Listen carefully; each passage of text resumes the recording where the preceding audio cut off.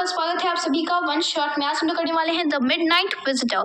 तो ये एक ऐसा स्टोरी है, इसमें 3 कैरेक्टर्स है। फर्स्ट ऑफ ऑल ऑजिबल, नंबर 1, नंबर 2 मैक्स और नंबर 3 फाउलर। ठीक है, तो जो ऑजिबल होता है वो एक सीक्रेट एजेंट होता है, जो फाउलर होता है वो एक यंग रोमांटिक राइटर होता है और जो मैक्स होता है वो एक स्पाई होता है। ठीक है, तो जो ऑजिबल होता है वो बहुत ज़्यादा ही फैट अमेबल सा मैन होता है और उसका एक्सेंट बहुत ज़्यादा ही अजीब सा होता है।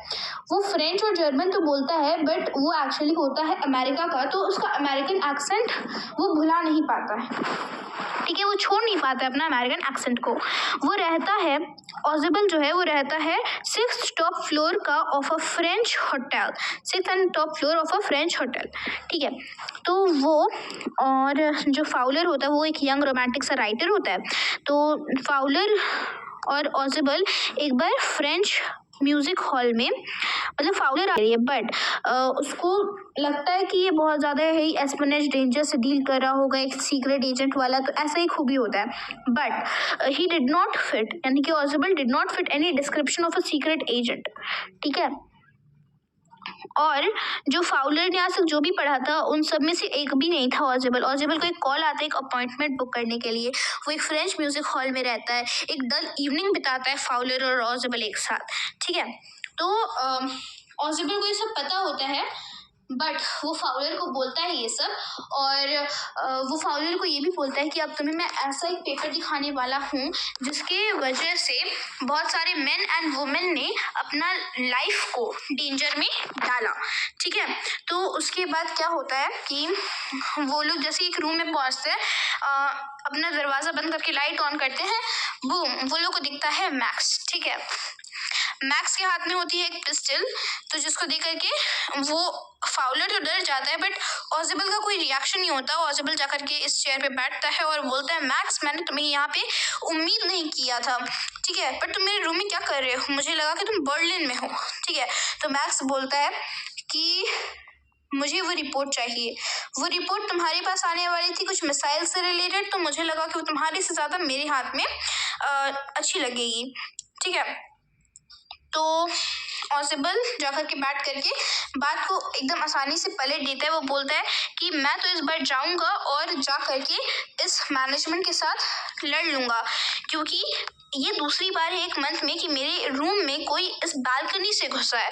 तो ये और ये दोनों इस एक अकेले खिड़की की तरफ देखते हैं, क्योंकि इस रूम में इस दरवाजे और इस खिड़की के अलावा कोई भी आने जाने का रास्ता नहीं था। तो इसने कहा कि नहीं, मुझे नहीं पता था कि यहाँ पे कोई बालकनी भी है। तो ये बोलता है कि नहीं, ये बालकनी मेरी नहीं है, ये बगल वाले अपार्टमेंट की है जिसकी बालकनी रहती है, क्योंकि ये रूम भी उस अपार्टमेंट का एक बड़ा सा पार्ट था। ठीक है, तो इसके पहले बार भी एक बच्चा आ गया था इस रूम में बालकनी के थ्रू। तो ये बोलते हैं कि नहीं, मैं तो किसी बालकनी से नहीं आया, अगर मुझे पता होता कि यहाँ पे एक बालकनी भी है तो मुझे आने में कम परेशानी होती। ठीक है, तो ये इसको मतलब नहीं आया, अगर मुझे पता होता कि यहाँ पे एक बालकनी भी है तो मुझे आने में कम परेशानी होती। ठीक है, तो ये इसको मतलब कि मैक्स फाउलर को गन दिखा करके बोलते हैं तुम भी बैठ जाओ। ठीक है, तो उसके बाद क्या हुआ कि वो भी बैठ गया जा करके। उसके बाद मैक्स जो है ना, मतलब ऑजिबल को बोलता है कि ज़्यादा नहीं, मुझे लगता है कि मुझे हाफ एन आवर वेट करना पड़ेगा। ठीक है, तो ऑजिबल बोलता है 31 मिनट्स, क्योंकि 12:30 की अपॉइंटमेंट बुक्ड है। ठीक है, तो वो जो लिटिल स्पाई होता है यानी कि मैक्स हंसा और बोला कि मुझे रिपोर्ट दो, जब तक मुझे रिपोर्ट नहीं मिलेगा मैं तुम लोग को जाने नहीं दूंगा। उसके बाद क्या होता है कि दरवाज़ा पे ठक ठक होने लग जाता है, यानी कि ये दरवाज़ा पे दस्तक होने लग जाती है। तो ऑजिबल से ये मैक्स पूछता है कि ये कौन है, तो ऑजिबल जवाब देता है कि शायद पुलिस होगी, क्योंकि मैंने पुलिस को कहा था कि मेरे ऊपर नज़र बनाए रखी, क्योंकि इतनी इंपॉर्टेंट पेपर मेरे पास अकेले नहीं होनी चाहिए।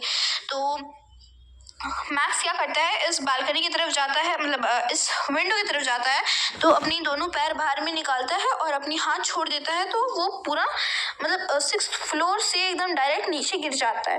ठीक है, क्योंकि कोई भी बालकनी नहीं होती है बाहर में। ठीक है, और ये भी बोल के जाता है कि तुम दरवाज़ा खोलो और बोलो कि यहाँ पे कोई भी नहीं है।